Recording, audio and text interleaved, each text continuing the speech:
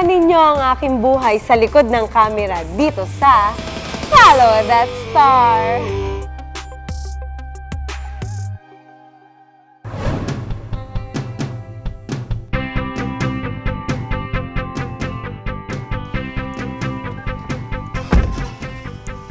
Let's go! Ito namang kotse na to ay kinalabasan ng aking pagiging kuripot. Ito ang bunga ng aking pagsasayaw, dugot pawis. Pero ito ay utang. Joke lang. Kasi yung karamihan sa trabaho ko dito na, or kung merong out of town ng GMA, yun, dun lang, ako pa rin. Kasi feeling ko mas, alam ko yung kapasidad ko na alam mo yun, tsaka kung ano yung safe ako, mas gusto ko yung ako nagdadrive. Come on, Amaya na, Amaya na.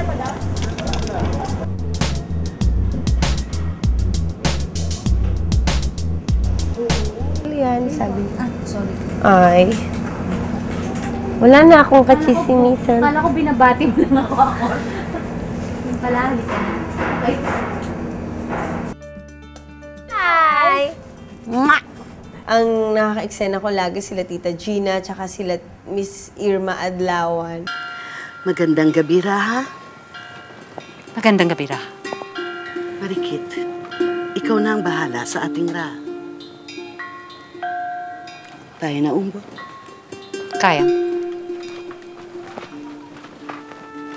Dati pinapanood ko lang silang, hindi ko naman talaga to pinangarap, pero wow, nandito ako ngayon by the Lord. Tapos sila pa yung nagtuturo sa akin kung paano, kung dapat bang gawin to or hindi ba dapat gawin to. At sa Amaya, doon ako natutong magbigay ng pasensya kasi sila nga ganung actor Tapos ako magreklamo. Iloy, magbibihis ka ba? Hindi naman. Papahinga ka lang. Hindi naman ako magbibihis kasi hindi ko alam kung kailan pa ako Kung baka, dami ko ngayon Happy birthday! Hanggang matapos birthday. Hindi may nabuti ang eksena ko na. Anong eksena ginawa? Si Rochelle, sweet yan. Matagal ko na naman siyang kakilala Nagsasayaw pa lang siya, kilala ko na siya. Magalang siyang bata. May pagpapahalaga siya sa mga nakakatanda sa kanya, tapos may pagpapahalaga siya sa trabaho niya.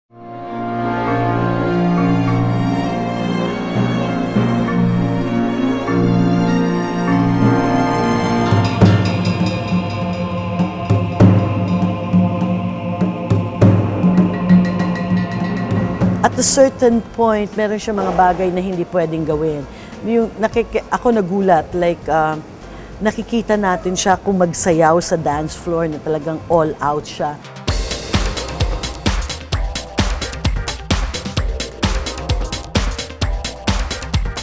And then magpapasexy siya ng sayaw, yung ganon. Talagang she loves the camera.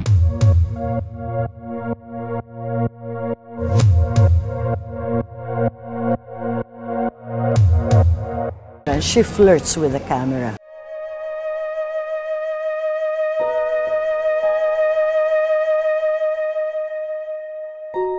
Pero pagdating sa pag-arte, takot na takot, grabe ang fear, lalo na kapag ang eksena ay yung love scene, ilang na ilang siya.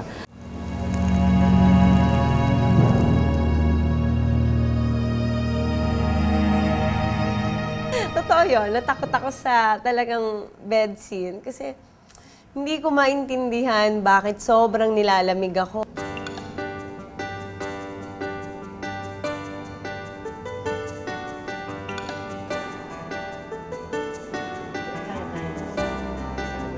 Ngayon, nasa kami niya ng aking lawyer, nakatitiyak ako na makakaya niya na makakaya ko ng makapagsimulang. Nakatitiyak ako na makakaya ko na makapagsimulang sa piling ng aking pari. Idadamantalan, ibinayaan. At ng aking kapatid na si Binay.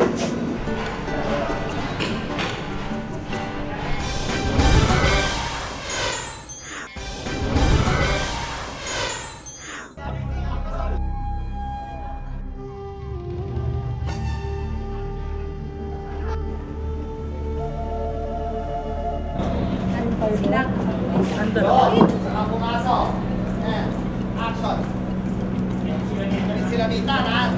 Silamitan. Kami kayo, konti. Yan. Take 4, sequence 2, take 1. Narito na ang inyong hinahanap. Kunin niyo na ang aking alay na biya.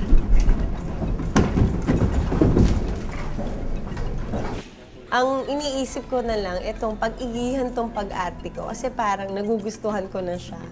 After Amaya, parang siguro dahil sa tulong nila Miss Gina Alahar, na eto na, parang natutuwa na ako umarte kasi marami akong sakit sa pag-arte. So, ngayon ko pa lang siya inaaral, and then ngayon ko pa lang siya natututunan. Nasaan ang aking kapatid? Dulot ng pakikipaglaban namin kay Lamita.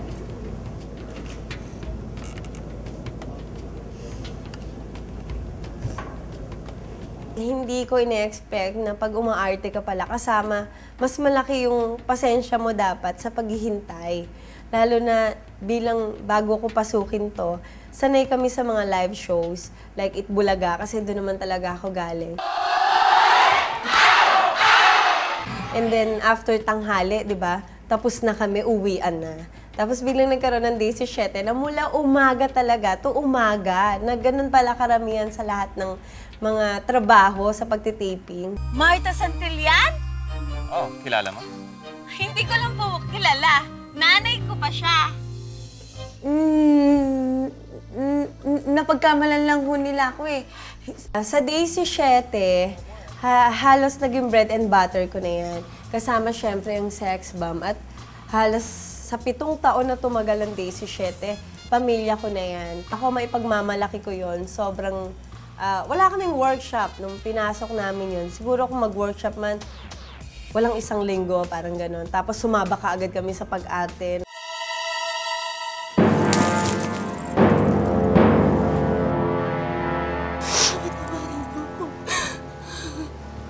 Cynthia Lamita.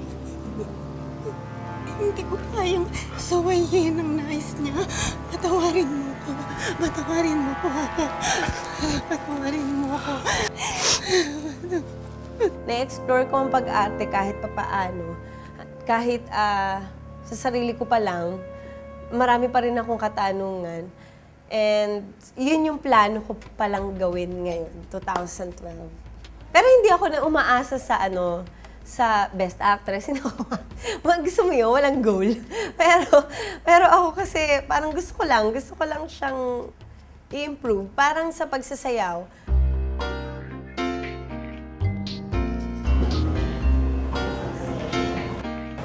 Ito yun. Victoria ng Broken Vow.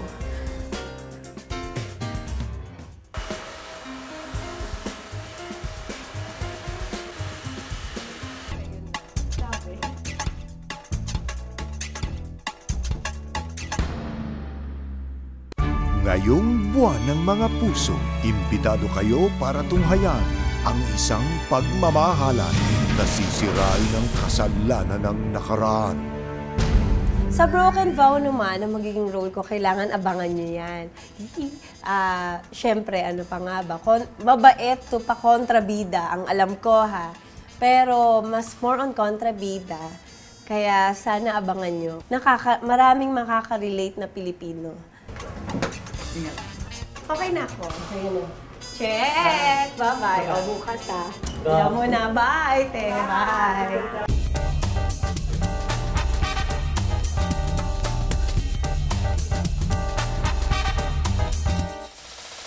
Nakalimutan ko din. Diyan nga pala kayo.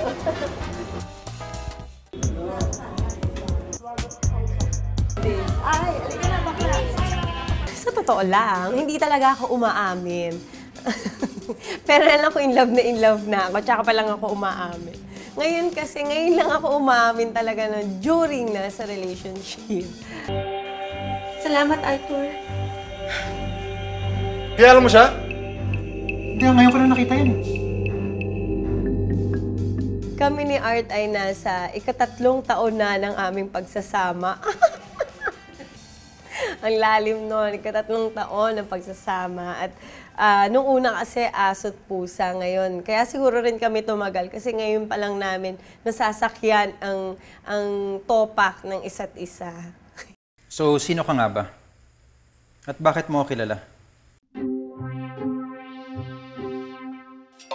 Love at first sight? Hindi, nako. Kasi ang tagal naming nagsama si Daisy 7. Walang spark. Walang ganun. Hindi uso sa amin yun. Tapos, kung kailan last season niya na sa Daisy. Ay! Sorry ho, sir! Sorry ho.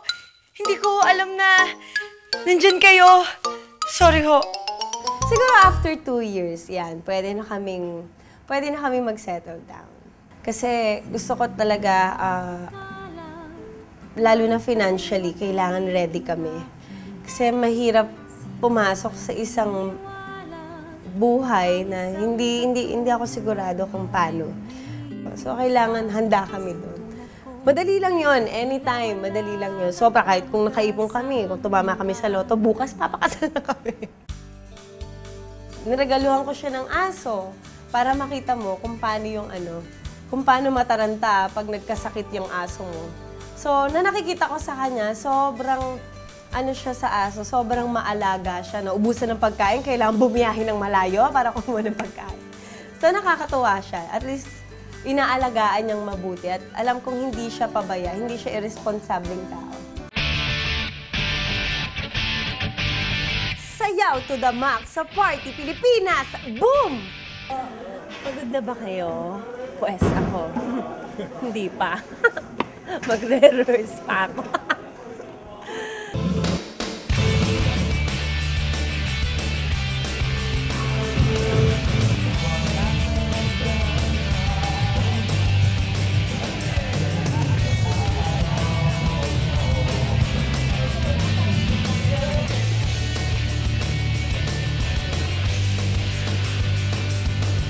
Si ate kasi yung walang halong showbiz, yung totoo lang, yung kunyari, kung ano nakikita niyo sa kanya sa screen, ganun din halos siya sa personal. Paano ba? Siya, very people pleaser siya. Masasabi na natin siya yung pinakamagaling na babae sumayaw dito sa industriya. Pero siya hindi, hanggang ngayon hindi pa siya tumitigil. Parati siyang, naghanap siya parati ng room for improvement. Kahit konti na lang yun, achieve-achievein pa rin niya. Ready sign, ready music, ready dancers, ready Rochelle Liza. And music please!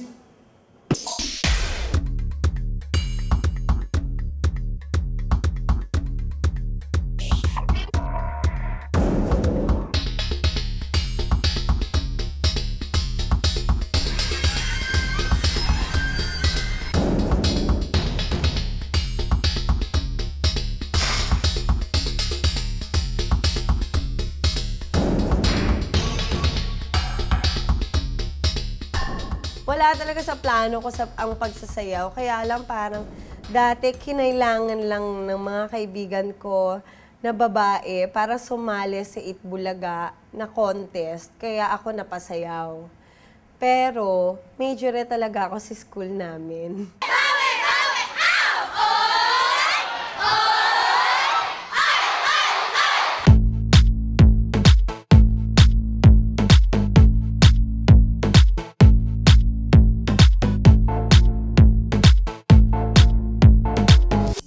Before sex bomb, kontesera. Alam na nata ito lahat ng mga tao. Dance focus kami. Pumasok na ako Miss Joy Cancio bilang isa sa mga dance focus sa Itbulaga pa rin. Hanggang sa nagkaroon na ng sex bomb.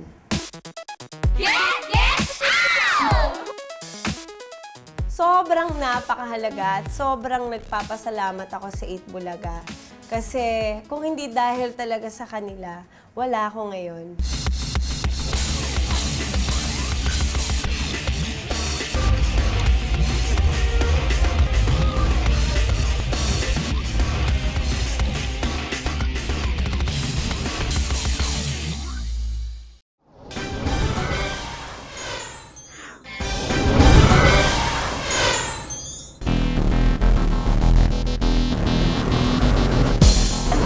Eto na, Itbulaga naman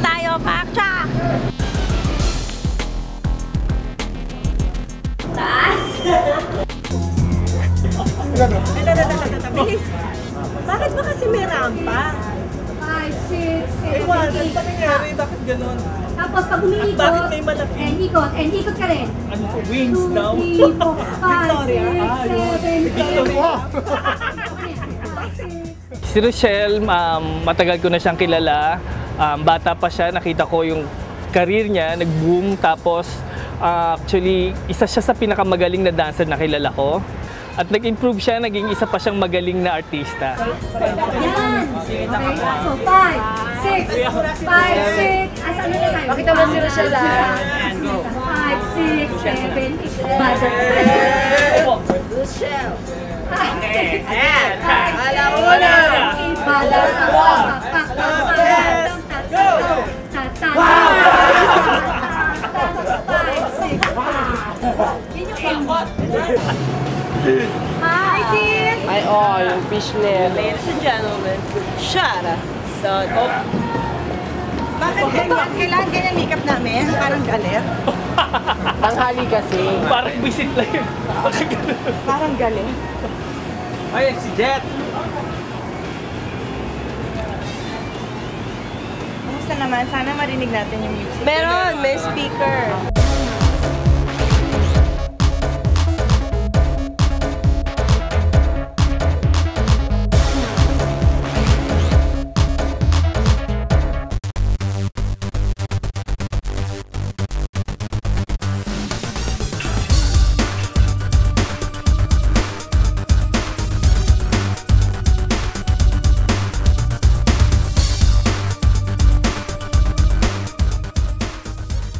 Kabit na yun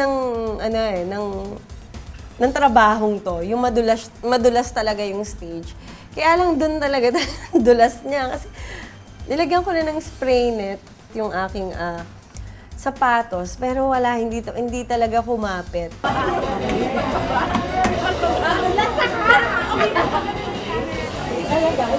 Yes. Dito kita. Have to go. Share picture.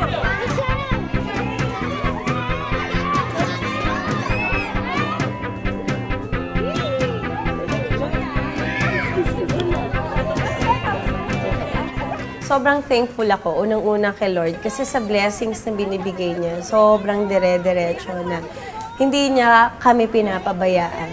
At wala na ako masasabi tuwing umaga, kundi thank you. Pinagkakautangan talaga, showbiz answer, pero ito yung totoo.